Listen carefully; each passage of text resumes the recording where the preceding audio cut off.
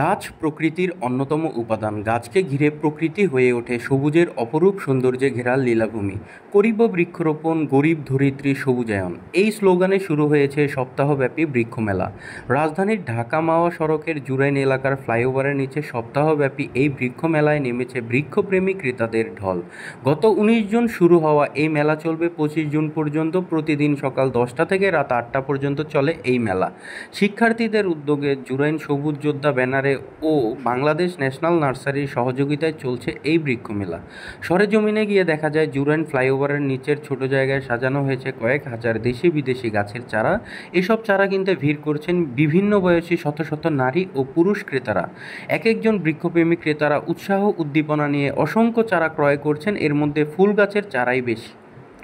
এখানে ১২০ রকমের বাহারি ফুল ও ফলের চারায় সবুজ হয়ে উঠেছে এই এলাকাটি।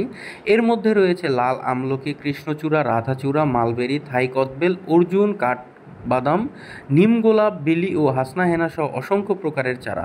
বিভিন্ন রকমের ফুল ও ফলের চারার আকার ভেদে বিক্রি হচ্ছে ৩০ থেকে ৫০০ টাকা পর্যন্ত। তবে এখানে প্রায় অর্ধেক দামে চারা বিক্রি করছেন এই মেলার উদ্যোক্তারা। যাত্রাবাড়ি থেকে মেলায় আসা বৃক্ষপ্রেমী ব্যবসায়ী মহসিন হোসেন জানান, আমার বাড়ির ছাদে বিভিন্ন ফুল ও ফলের বাগান করার জন্য এখানে কম দামে চারা নিতে এসেছি।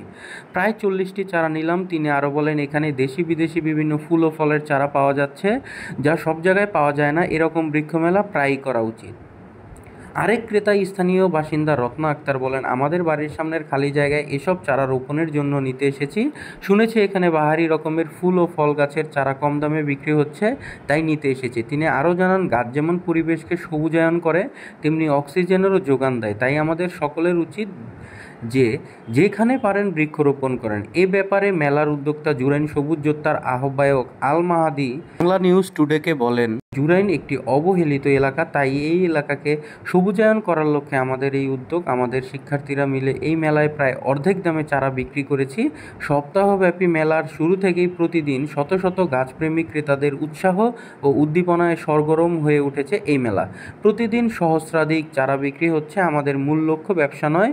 মেলার পরে আমরা জুরাইন এলাকার বিভিন্ন জায়গায় ও রাস্তার পাশে এসব ফুল ও ফলের চারা রোপণ করে এলাকাকে সবুজায়ন করব। আর এজন্য আমাদের প্রয়োজনীয় বৃক্ষের চারা ফ্রি দিয়ে সহায়তা করবেন বাংলাদেশ ন্যাশনাল নার্সারি। সাধারণ মানুষের ক্ষেত্রে মনে করেন যে কোনো বিপদ আপদ আমরা সাহায্য করতে পারবো, বা আমরা আমাদের সংগঠনটা যেরকম জনগণের জন্য আমরা সেবা করতে চাই, আমাদের রাষ্ট্রের জন্য সেবা করতে চাই, আমাদের জুরাইন এলাকা আমাদের এলাকা যেটা সুন্দরভাবে পরিপাটি করতে চাই। এর জন্য আমরা সাধারণ জনগণের জন্য যে একটু বিপদ আপদ তাদের অভাব অভিশাপ থাকবে, সেগুলো আমরা জানি সমাধান করতে পারি। সেই সমাধানের জন্য আমরা এগিয়ে যেতে চাই। মূল উদ্দেশ্য হচ্ছে সবুজায়ন।